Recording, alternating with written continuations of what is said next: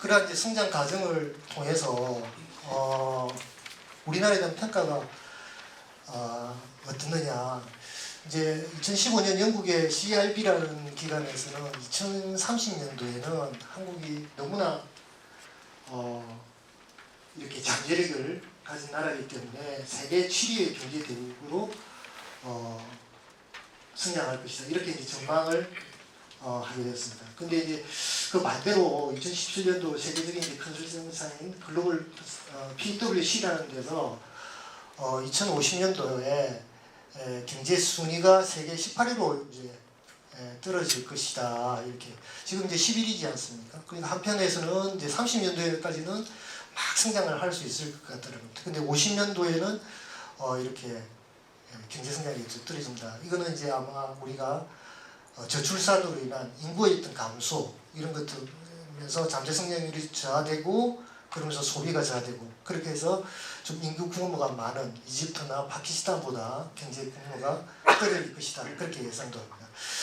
어쨌든 블룸버그에서는 세계 혁신 순위를 한국에서 이제 혁신적인 어떤 그런 분을 보니까 6년 연속 계속 또 1위를 하고 있고 노벨 경제학자 루카스 교수는 이제 경제 성장 이론의 대가인데 94년 논문에서 한국의 경제 발전은 이제 기적이다.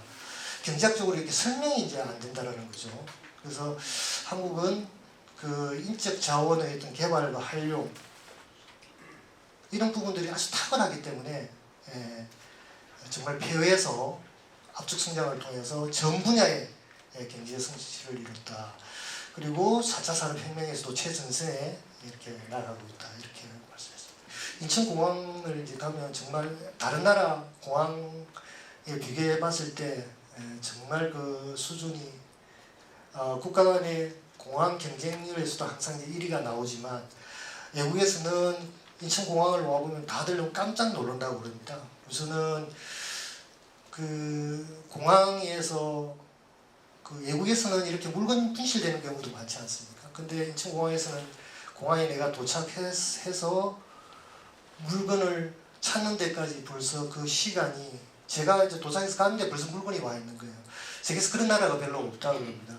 제가 인천공항 밑에 이제 물류국을 한번 본 적이 있거든요. 투어를 한 적이 있어서 밑을 보니까 그 물건이 이렇게 돌아가는 게 엄청나게 빠르더라고요. 그래서 내가 물을 봤는데 거기에 이게 누가 만든 거냐 이제 그래서 이제 만든 그 소프트웨어는 독일 회사인 것 같았습니다. 근데 독일 회사를 거의 모든 공항에서 이제 그걸 다 사용하고 있었거든요. 근데 항상 우리나라가 분실률이라든지 그 속도면 최고 빠르다는 겁니다. 그래서 왜 그러느냐 이랬더니 결국 이제 사람의 문제인 겁니다. 그 기계나 소프트웨어의 문제가 아니라 그걸 운영하는 한국 사람들의 어떤 책임감, 열정, 열이 이런 거 있어서 그렇게 빨리 정확하게 이렇게 되고 있다 이런 데 설명을 들었거든요.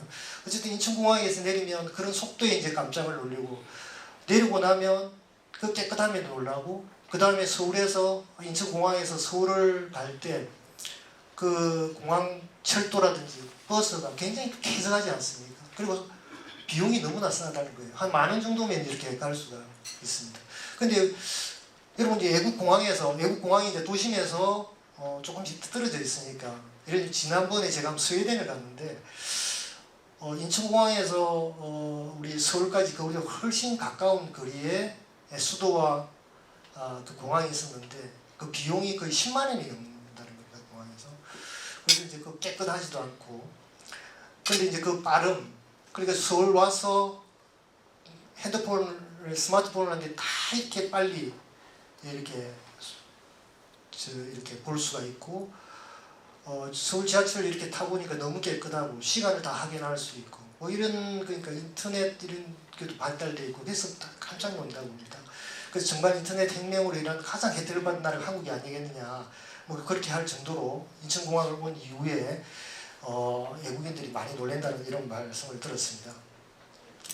그리고 이제 세계 1위 인터넷 보급, 최고 대졸 인구, 해외 건설, 반도체 1위, 세계 수출 7위, 스마트폰 보급률 1위, 자동차 5위, 조선 철강 등 우리가 자랑할 수 있는 것 너무나 이제 많은 것 같습니다. 이게 어떤 사진인 줄 아시겠습니까? Why Nations Fails를 해서 그 국가는 왜 실패하는가, 데런 에스모글루 교수가 쓴 책이 있었죠. 그게 이제 인용되는 게 여러 가지가 있지만 제가 굉장히 좀 인상 깊었던 거는 이제 멕시코 국경 도시에 있는 노갈레스시라는 데입니다. 이건 다 아시겠지만 밤에 한반도 상공에서 찍은 사진이죠.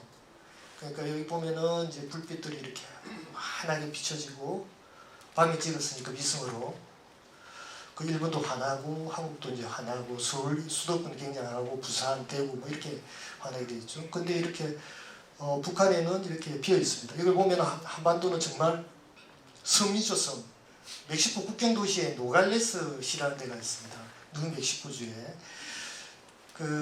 이제 뉴멕시코주와 미국은 예전에 이제 멕시코가 이제 영역이 컸었죠. 일부는 전쟁에서 뺏기기도 하고 일부는 사기도 했습니다. 근데 공교롭게도 이 노갈레스시라는 데는 이게 도시가 두 개로 나눠져 있는 거예요.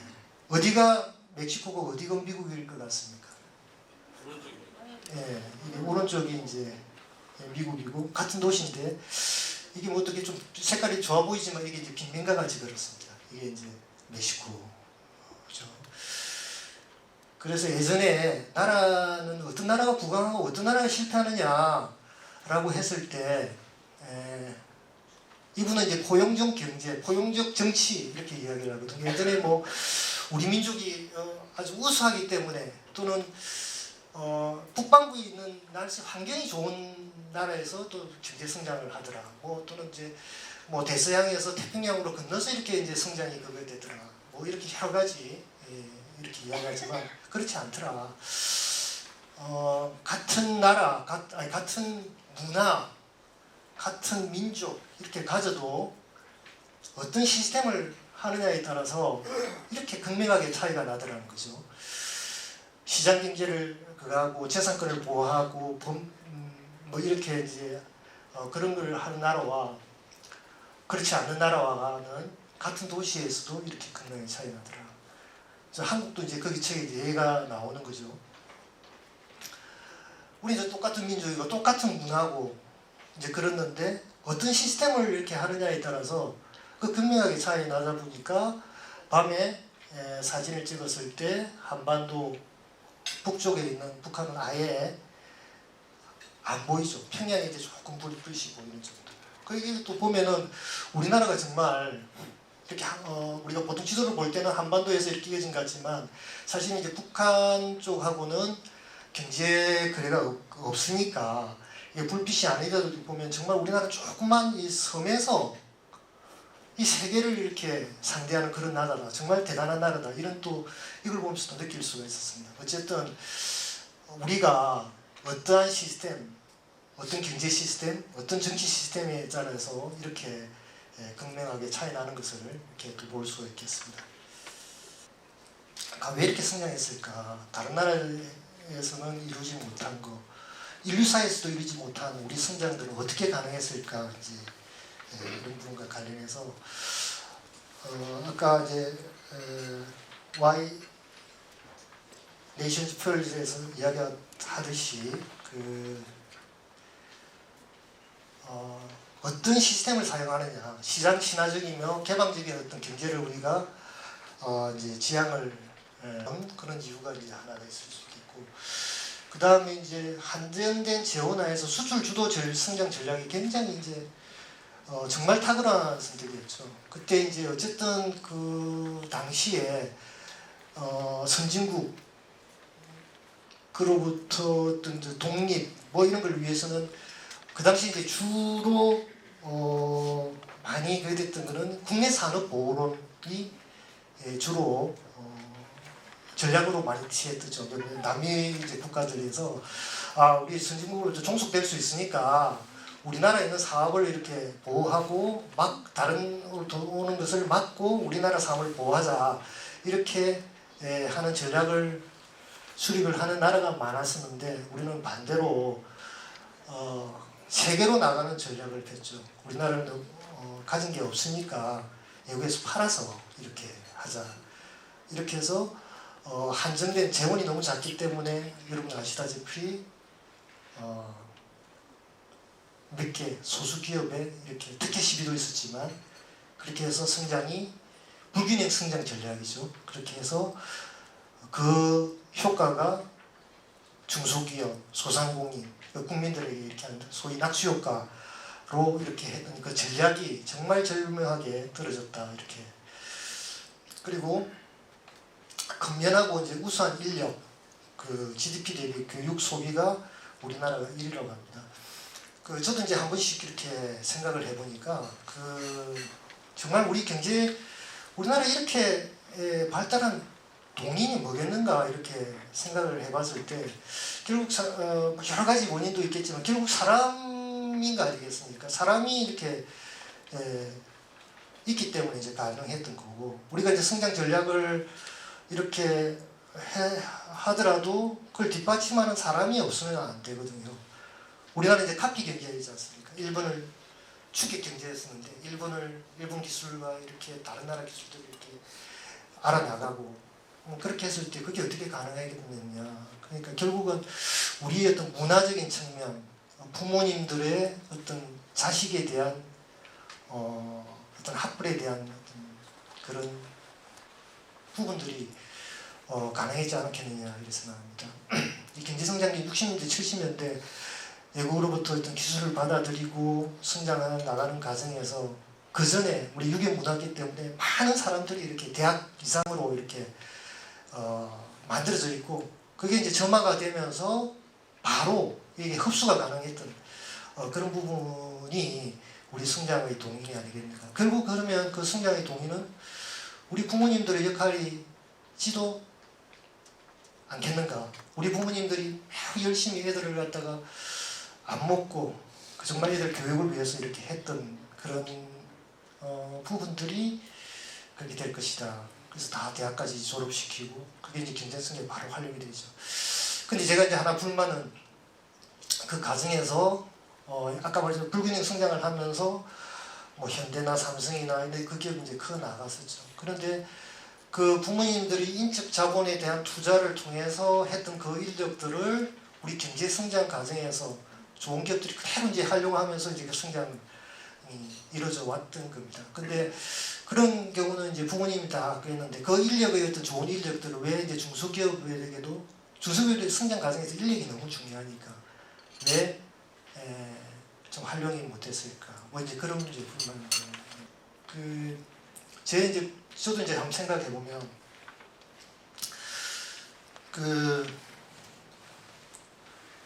아까 돌이켜 봐가지고 60년대, 70년대 어떻게 그렇게 성장을 하고 우리 부모님들은 어떻게 삶을 살았을까 이제 이렇게 생각해 보니까 그 당시에 이제 다들 이제 못 살았죠. 그 당시에 이제 형평 문제가 그렇게 좀 제기가 안 됐던 것 같아요. 지금은 이제 형평 문제가 너무 이제 제기가 되는 거죠. 그러니까 다들 이제 못 살았기 때문에 우리 아버님 어머님 다 이제 소장농이셨고 시골에서 정말 이제 가난하게 대부분이 이제 가난하게 사셨고 이제 조금 이제 30년대 생이신데 40년대 50년대 도시가 발달되고 그러면서 부모님들이나 형제들이 너는 왜 저 다른 옆에 있는 이웃들은 다 도시 가서 돈 버는데 왜 돈 안 벌었냐. 그래서 그냥 대구시로 나왔다는 겁니다. 대구로 나오고 우리 어머님도 마찬가지로 뭐 돈이 없으니까 그냥 이제 부산으로 이제 오신 거예요. 그래서 와서 어머니는 미용을 배우고 그 아버님은 이제 또 이제 뭐 그냥 돈 벌러 다니신 거죠. 그래서 이제 부산을 오셔가지고 그렇게 이제 만나셨는데 이제 그럼에도 불구하고 그 교육으로부터 있던 소외 그런 부분에도 불구하고 우리 부모님들이 자식에 대한 어떤 공부에 대해서는 아주 이제 강했던 것 같습니다. 그래서